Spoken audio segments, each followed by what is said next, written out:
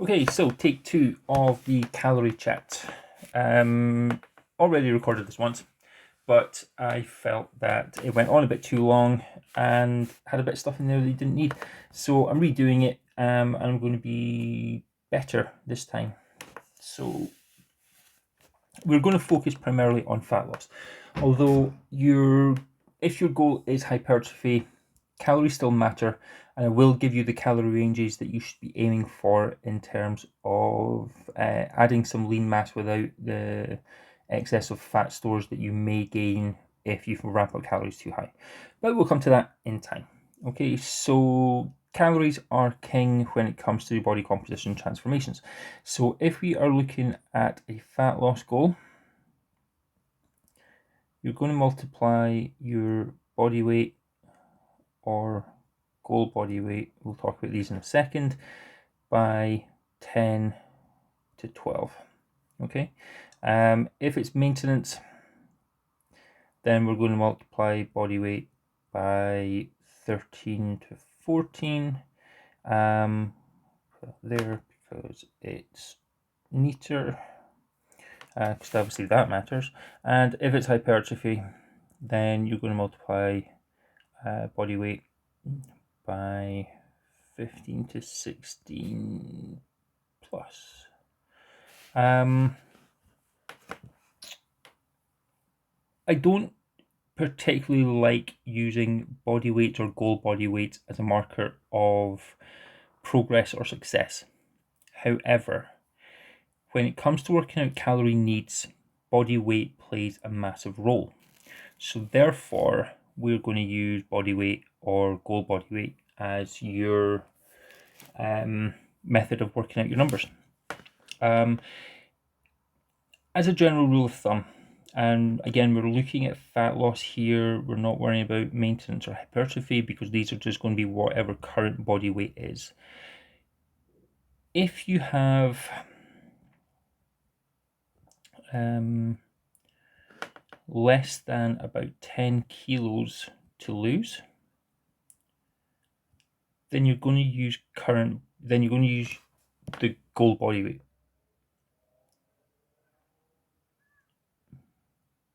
Okay, goal body weight. If you have more than about 10 kilos to lose, you're going to use an intermediate step. Okay, and we're going to talk about this just now. So say, for example, you're sitting at 70 kilos, you feel like you've got a few inches to lose, and you reckon that 5 kilos is going to do it. You take 65 as your goal body weight, you multiply that by 2.2 to get it into pounds. What's that? 130, 143. And then you multiply that by 10 to 12 to give you your calorie range. Okay. If, however, you're sitting at 80 kilos and you reckon that 65 is going to be the right kind of number for you. Okay, now we'll talk about whether that's the right number for you or not in a second. But what you're going to do is that is quite a big jump, 15 kilos. So say you take 72.5, multiply that by 2.2, which will give you, I should work this out ahead of time, shouldn't I? 145, about 160 pounds. 160 pounds, multiply that by 10 to 12 to get your calorie ranges that you're going to work with. Once your weight loss starts to slow or you start to close in on this number, then you can adjust down to 65. Okay, now what I often see, and this is one of the reasons I don't like body weight as a measure of success, is that you may never change from 70 kilos, but your performance improves, your health improves, your measurements improve, your clothes fit better because you've lost some body fat and you've gained some muscle mass. All right, but we're just taking this as a starting point. Okay. Similarly, if you are sitting at 80 kilos, you think that 65 kilos is going to be the right number for you based off of whatever reasoning you've used to work that out. you may find that when you hit around 70 to 75 kilos, your health, performance, and body comp are all at a level that you are happy with, that you feel best, you look the way you think you want to look, and all your health markers are sitting hunky-dory and happy days. All right, so don't get fixated on the weight. You're using it as an initial way of gauging your calorie needs. So, what have I done there? Let's pick that up. You notice that I use calorie ranges. All right, calorie needs are not static. Okay, you quite often see a set number for your needs for your calorie intake for the day. So that might be 2,000 calories, for example. But what you'll actually find is that on a daily basis, you might fluctuate 10% either way. Now, that might be a little bit high for some, it may be a little bit low for others. But it depends on what you're doing. So if you've got a very active, demanding day, your calorie needs are going to go up.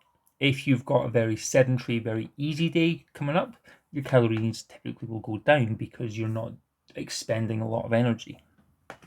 Okay, so for me to say that you're set at 2,000 calories and if you don't hit that number exactly, then the day is lost, isn't accurate, it's not helpful, and it doesn't set you up for success. What I prefer to do is use the calorie range of body weight in pounds by 10 to 12. Now, if you look at the really complicated calorie calculators out there, these numbers actually give you a very good approximation of those results without going to the extent of having to work out these ridiculous calculations where you're taking age and lean mass and fat mass and height and sex and all the rest of it, and you come out with basically the same number. And I'm a simple soul, so a simple solution is always going to work better. So if we take the example of this 65 kilo target, 143 multiplied by 10, you've got 1430. If we multiply by 12, we add 286 to that, you get, what do you get? 17,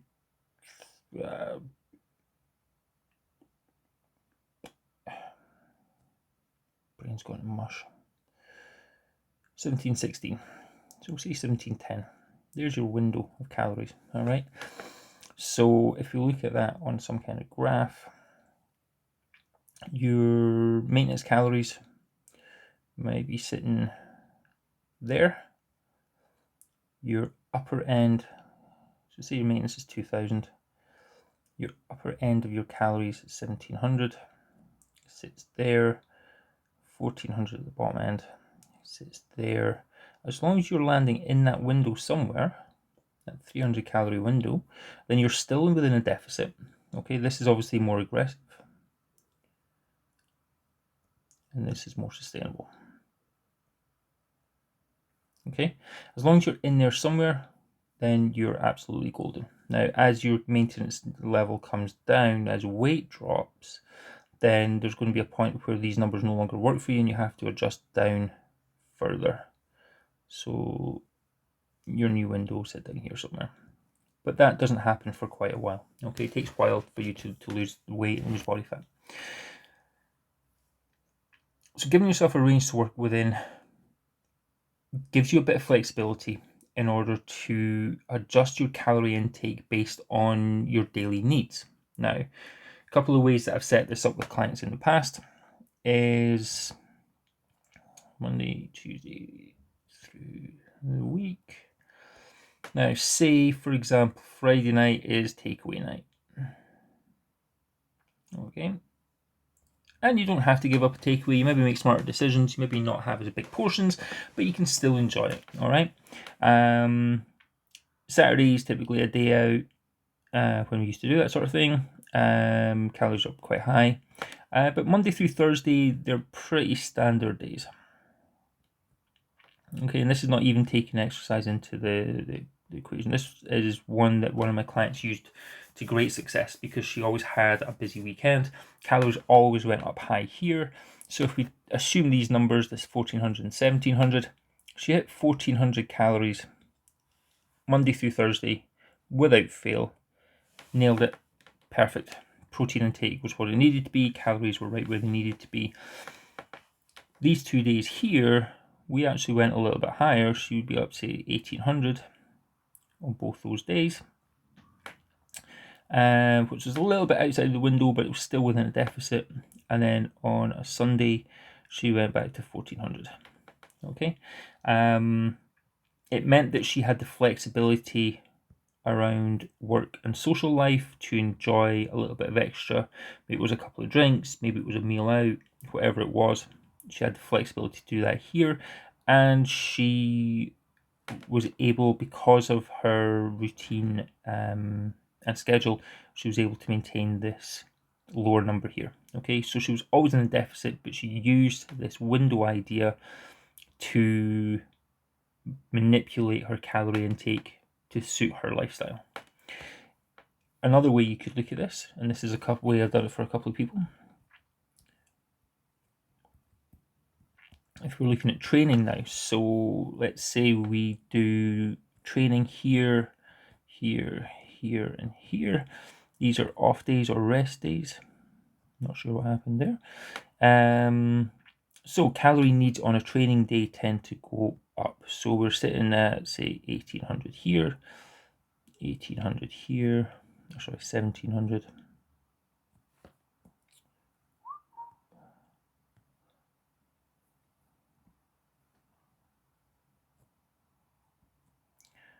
1700 on each of these days. Okay, the recovery days, they're much more sedentary. You may be down to 1500.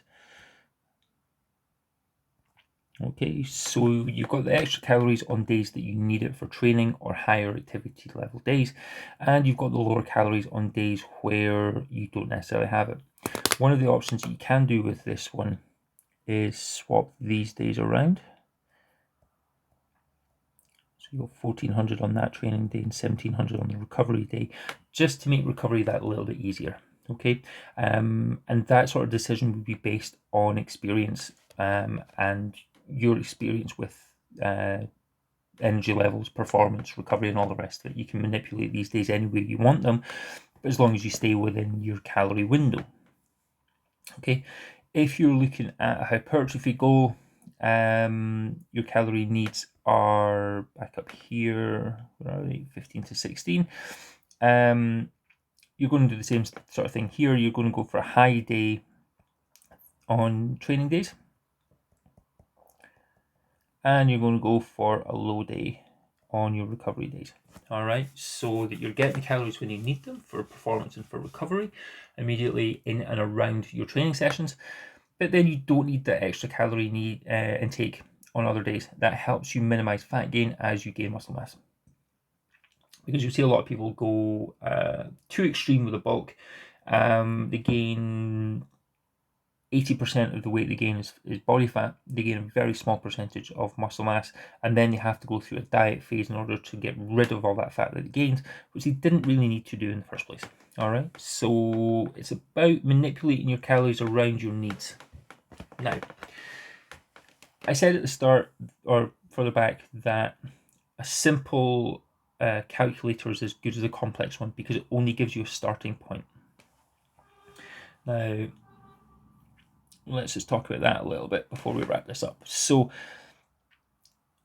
if you can imagine that your starting calories that you worked out using the formula are like a map, right? But it's quite a big map. Okay, your target is in here somewhere. Once you've been consistent with your calories for a little while, you realize that you either are or aren't making the progress that you want. So what you do is you adjust your calories. So if you're not making the progress that you want to make, you adjust your calories down by sort of 5 to 10%. Okay, and again, this is looking for fat loss. So what that does is it zooms in the map a little bit more. Okay, so we're zooming in and you're starting to close in on your target a little bit. Be consistent with that for 2 to 3 weeks. And adjust again. You're zooming in on your target. So each time you're doing this period of 2 to 3 weeks of accurate, consistent tracking, you're building up a picture of how accurate your calculations are. And every time you make an adjustment, you're zooming in that little bit more. All right, so eventually you're going to close in on the right sort of number. And it doesn't have to be perfect every day. What we're trying to do is get close enough to get you the result without you having to be too fixated on numbers. All right, we're gathering data, we're making adjustments, and that's what it's all about.